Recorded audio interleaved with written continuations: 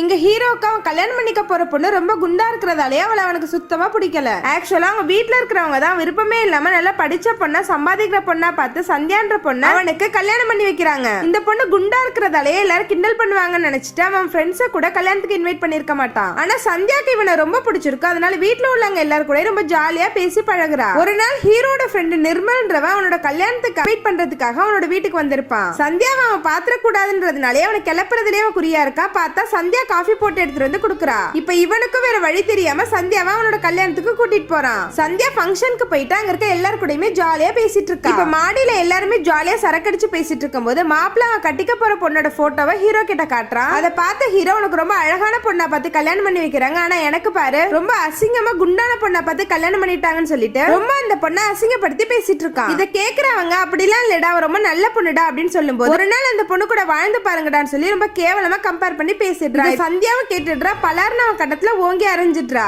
அடுத்த நாளே அவங்க அம்மா வீட்டுக்கு போயிட்டு முதல் வேலையா இந்த மாதிரி ஆள் கூட எல்லாம் இனிமே வாழ முடியாதுன்னு சொல்லிட்டு டிவோர்ஸ்க்கு அப்ளை பண்ணிடுறா.